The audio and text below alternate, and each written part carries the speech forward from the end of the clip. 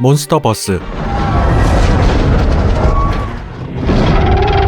여러분은 몬스터버스를 아시나요?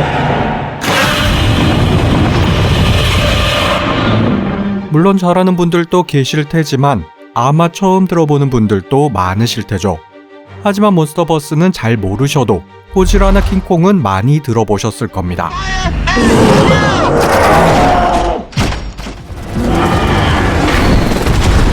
그러니까 몬스터버스는 레전더리 픽처스에서 2014년부터 시작한 영화 고질라, 2017년 콩 스컬 아일랜드, 2019년 고질라 킹 오브 몬스터, 2021년 고질라 대 콩까지 세계관을 공유하는 괴수 영화들을 지칭하는 것이죠. 그럼 여기서 고질라와 콩은 언제, 어디서 만들어진 것일까요? 나아가 이들의 고향은 일본일까요? 아니면 미국일까요? 근데 실례지만 어디 최씨입니까? 이 대구박이 딱 이 우리 집안 사람 같더라고. 따라서 이번 영상에서는 몬스터버스는 어떻게 탄생했는지, 또 어떻게 성공했고 나아가 왜 중국에 영혼을 팔게 되었는지, 이름하여 몬스터버스의 모든 것, 지금 바로 시작해보겠습니다.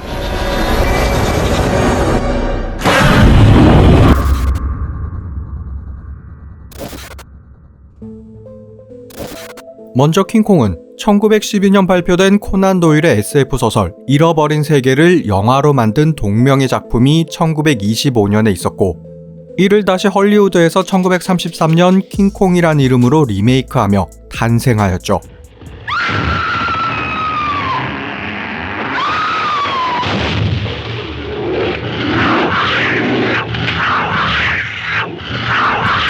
나아가 콩이라는 이름은 해골섬 원주민들이 고릴라를 지칭하는 말이었으며, 이를 잡아 뉴욕으로 데려가는 칼 데넴이 킹이라는 수식어를 붙여 킹콩으로 명명하는데,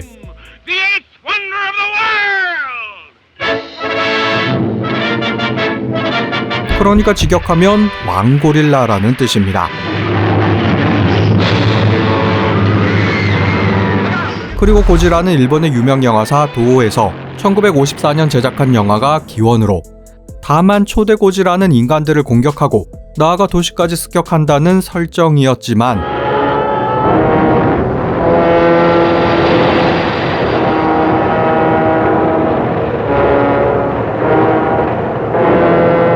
이듬해 나온 고지라의 역습의 2대 고지라부터는 여전히 위협적이긴 해도 인간들과 어느 정도 교감하며 또 함께 다른 괴수들을 물리친다는 설정으로 바뀌었으며, 이 설정이 이후 쭉 이어지게 되었죠.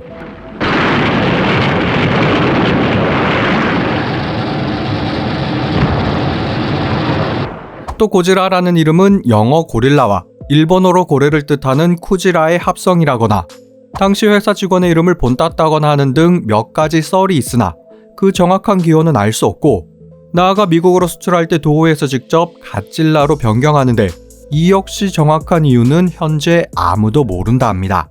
Godzilla, king of the monsters, alive, surging up from the depths of the sea on a tidal wave of terror to wreak vengeance on mankind. 그보다 문제는 90년대까지만 해도 우리 역시 고지라라고 불렀지만 1998년 미국 영화 갓질라를 수입할 때 악명 높은 이미도 번역가의 오역으로 고질라라는 이름이 생겼고, 이후 고지라와 고질라가 혼용되었죠.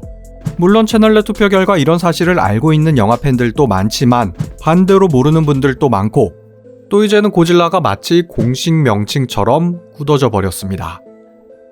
아무튼 각각 미국과 일본에서 탄생한 두 괴수는 도호 영화사 창립 30주년을 맞아 기획된 1962년작 킹콩 대 고지라에서 역사적 빅매치를 이루는데,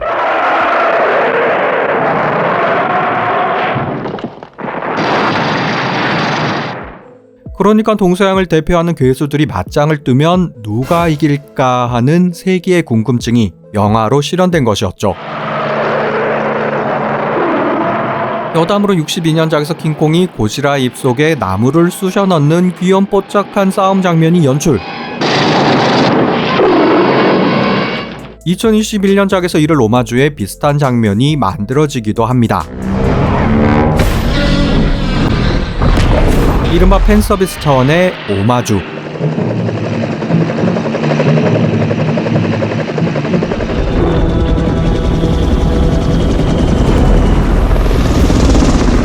그리고 두 괴수들은 이후 다시 각자 도생, 따라서 그들의 행보를 좀 더 알아보죠.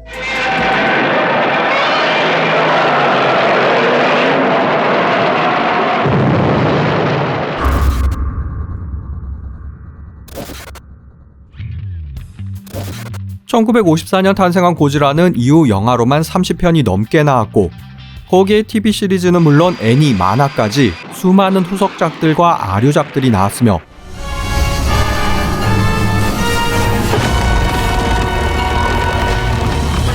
그에 따라 에비라, 헤도라, 비올란테, 모스라, 기도라 등등등 이루다 열거할 수 없는 엄청난 종류의 타이탄들과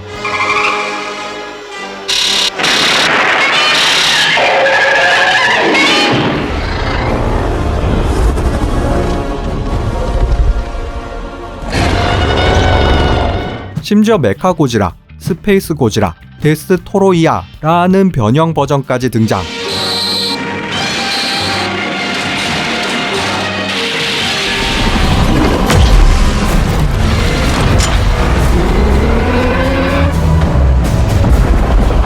이른바 대환장 고지라 버스로 발전했습니다.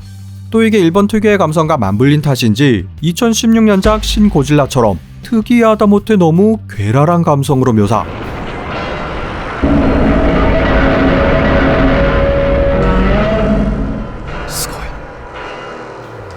메가샤크로 유명한 어사일럼도 한 수 접고 갈 병만 영화가 되는데 여기서 더 의아한 것은 이 영화를 만든 감독이 그 유명한 신세기 에반게리온의 안노 히데아키라는 것.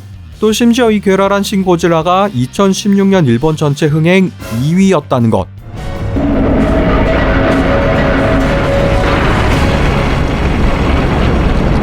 정말 이해할 수 없는 갈라파고스 일본, 그들만의 세계였죠. 그러니까 고지라는 그 방대한 내용은 물론 너무 유치하고 경악스러운 묘사로 인해 잘 모르는 보통 사람들이 즐기기엔 거부감이 컸다는 것.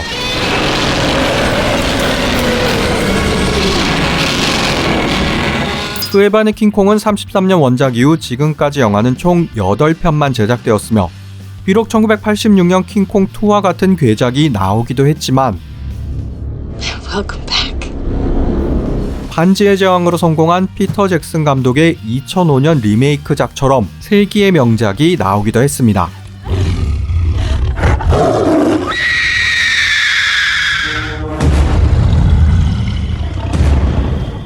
정말 이 피터 잭슨의 킹콩은 그 특유의 기괴함을 잘 살린 연출도 최고, 주저연할 것 없이 배우들도 찰떡에다 특히나 아름다운 나오미 와츠와 킹콩의 교감 부분도 매력적.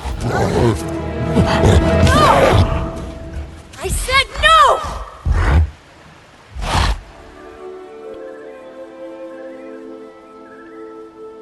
티라노와 킹콩의 전투씬은 그야말로 압권.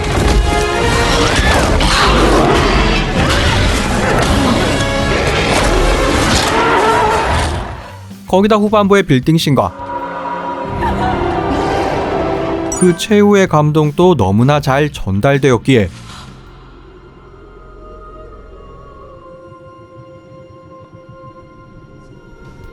괴수물로도 이런 명작이 나올 수 있다는 것을 보여준 모범 사례였습니다.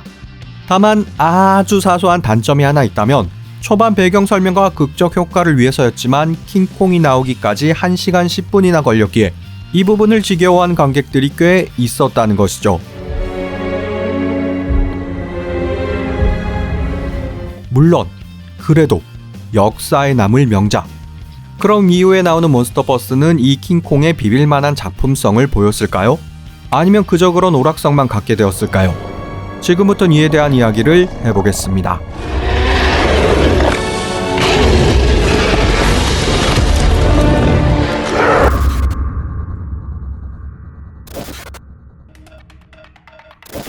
앞서 언급한 제작사 레전더리 픽처스는 도어로부터 고지라를 비롯한 괴수들의 사용권을 렌탈, 여기에 킹콩까지 넣어 1962년 이후 다시 한번 동서양의 괴수들을 하나로 엮는 몬스터 유니버스, 줄여서 몬스터버스를 만들었고 2014년 그 첫 타자로 미국판 고지라를 내놓았죠.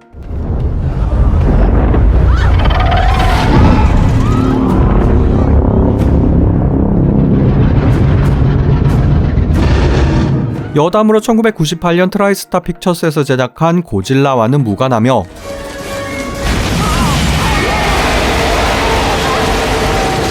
또 이 그지같은 완성도에 비해 2014년 고질라는 꽤 완성도 높은 띵작으로 흥행 역시나 제작비 1억 6천만 달러로 월드 박스 오피스 약 5억 3천만 달러를 기록, 꽤 준수한 성과를 냈습니다.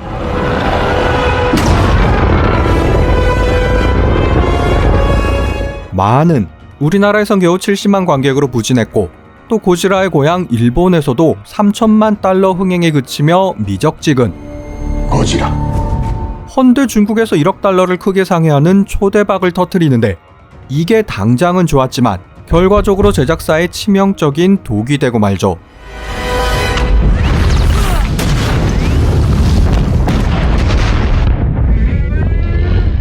따라서 이 이야기를 먼저 해보자면 레전더리 픽처스는 토머스 툴에 의해 2000년에 설립된 비교적 신생 제작사였지만 이후 곧바로 놀란 감독의 다크나이트 3부작으로 순식간에 메이저급으로 성장. 그 밖에도 인셉션과 인터스텔라는 물론 우리가 잘 아는 301, 2편 및 슈라기 월드 1, 2편 등 굵직굵직한 대작들을 이어가며 실력을 뽐냈습니다.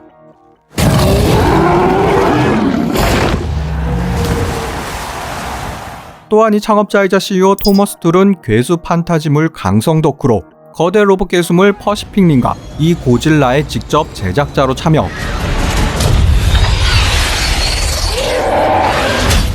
둘 모두 나쁘지 않은 성적과 괜찮은 평가를 받았죠. 헌데 여기서 문제는 중국 복맛을 본 토머스 툴이 아예 중국 본토의 레전더리 이스트라는 지사를 만들어 영화 제작을 진행했고 그렇게 탄생한 중미 합작 영화가 바로 그 유명한 그레이트 월로. 중국 최고 감독인 장혜모가 메가폰을 잡고 동서양을 대표하는 맷 데이먼과 유덕화가 출연했으며 여기에 당시 중국 최고 제작비인 1억 5천만 달러가 투입되었으나 CG만 요란했지 스토리도 개연성도 재미도 모두 갖다 버린 망작 중의 망작. 비유하자면 시카고 피자와 짜장을 섞은 똥망 퓨전 영화가 나왔기에 그레이트 월은 그레이트하게 망하고 맙니다.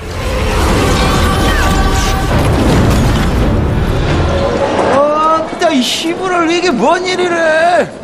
그 이후 레전더리 픽처스는 중국 완다그룹에 35억 달러, 우리 돈 4조가 넘는 큰 금액에 팔리며 레전더리 엔터테인먼트로 바뀌는데 비록 그 덕에 토머스 툴은 떼돈을 벌지만 2016년 이후 나오는 퍼시픽님 업라이징도 그렇고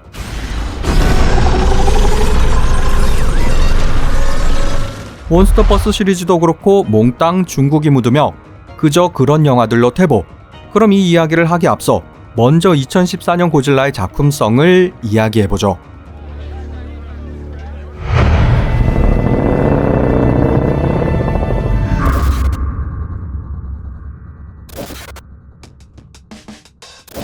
고질라를 맡은 가렛 에드워즈 감독은 2010년 몬스터즈로 데뷔해 이름을 알렸고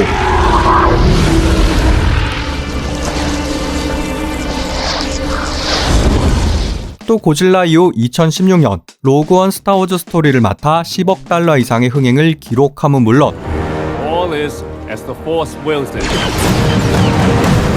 당시 디즈니의 스타워즈 시리즈가 처참한 호평을 받은 것과 비교해 상당한 호평을 받았기에 그 능력을 입증하였죠. 개인적으로 몬스터즈도 그렇고 고질라와 로그원까지 모두 재미있게 보았기에 많은 관심을 갖고 있는 감독이지만 집돌이이신지 작품 활동이 깜깜무소식이라는 거. The captain says you are a friend. I will not kill you. Thanks. 아무튼 데뷔작 몬스터즈는 단 50만 달러, 그러니까 우리 돈 6억 원의 초저예산 괴수물로 그에 따라 감독이 제작 및 각본, 심지어 괴수 디자인과 CG에도 참여한 전천후 멍멍이 생고생 영화였지만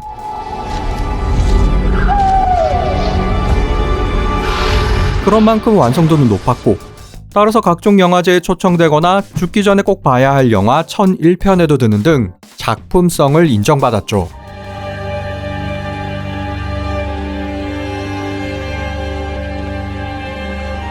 다만 저예산의 한계로 인해 제목과 달리 몬스터들은 끝부분에 가서야 등장.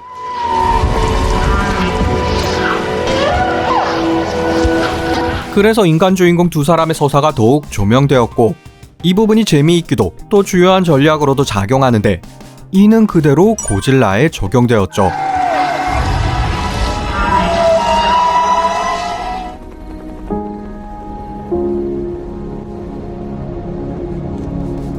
앞서 피터 잭슨의 영화 킹콩 역시나 전반부 서사가 길었다 언급했는데, 사실 이는 좀 루즈하긴 해도 왜 사람들이 해골섬에 가게 되고 왜 콩과 엔데로우가 교감하게 되는지 등등 내러티브와 개연성을 높이기 위한 필수 과정이었습니다.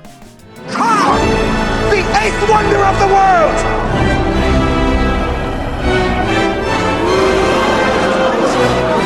고질라 역시나 마찬가지. 초반에는 인간 주인공 포드의 가족사에 집중, 그들이 괴수들과 어떻게 엮이는지,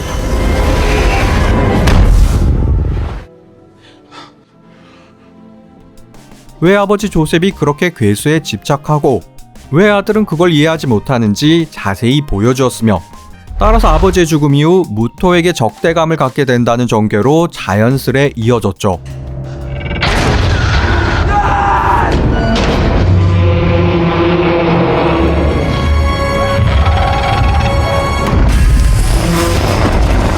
물론 주인공 포드가 가는 곳마다 괴수들이 등장하는 우연의 연속은 좀 인위적으로 보이긴 했지만, 그래도 괴수 위주의 단조로운 액션이 아닌 포드의 화력상도 잘 담아냈기에 이야기가 풍성해졌고,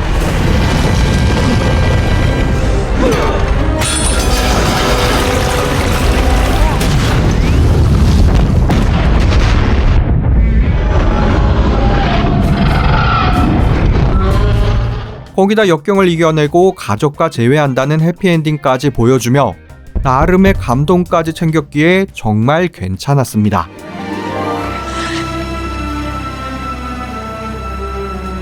그리고 가렛 감독은 고질라를 돋보이게 하는 여러 전략을 넣어 괴수물 본연의 특성도 잘 살렸죠.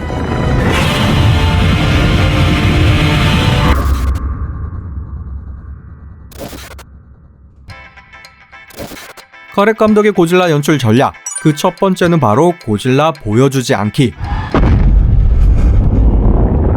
이 역시 킹콩과 유사한 방식으로 초중반까지 핵심이 되는 킹콩의 모습을 드러내지 않다, 후반에 몰아치며 긴장감을 증폭, 극적 효과를 높이는 전략이죠.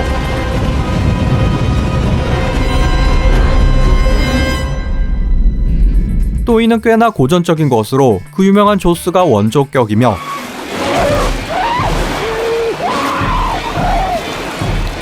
이후 에일리언에서도 이런 연출로 큰 효과를 보는데, 다만 최근에는 대상을 숨기는 것보다 처음부터 시원하게 보여주는 방식을 선호, 고질라 후속편들이 딱 그러했습니다. 그리고 두 번째 연출 전략은 괴수들의 웅장함과 중량감을 돋보이게 하기.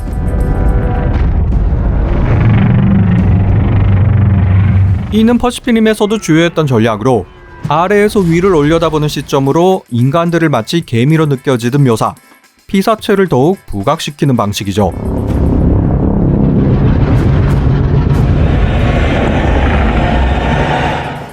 나아가 기차나 항공모함과 대조시켜 무지막지한 덩치를 실감나게 표현하거나,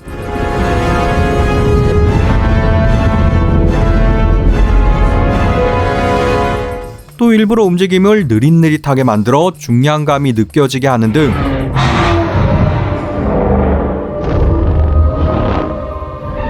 고질라를 최대한 크고 묵직하게 묘사했습니다. 또 여기서 가렛 감독만의 돋보이는 연출 전략이 있었는데, 그건 바로 프레임 제한하기.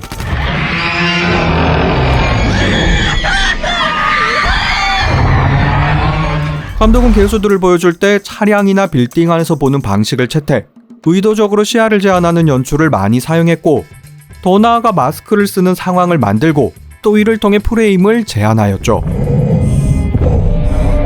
따라서 이 장면처럼 공항 유리창을 통해 고질라의 일부만 보여주고 또 거기에 사람들을 대비시키는 정말 기막힌 장면들이 만들어졌으며 특히나 후반부에 나온 고공 나카시는 이 영화 최고의 명장면으로 거대 괴수들을 위에서 내려다보는 흔치 않은 시점도 독특했지만 인상적인 포스트 아포칼립스, 즉 극적인 세기말 분위기와 거기에 혈전을 벌이는 두 거대 괴수, 정말 숨막히는 긴장감을 선사했습니다.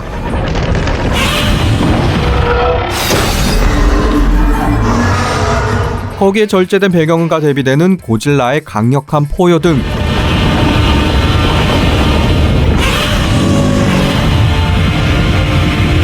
사운드 효과도 좋았고, 또 고질라의 트레이드 마크인 방사 열선은 임팩트 있게 딱 2번만 시전하는 등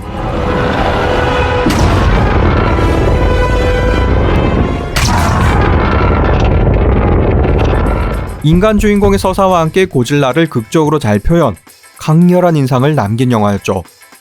헌데 이 영화는 왜 국내에선 찬밥 신세였을까요? 또 왜 기대 이상의 성과는 거두지 못했을까요? 나아가 몬스터버스의 후속작들은 왜 혹평만 받았을까요? 이에 대한 분석은 2부로 이어집니다. The war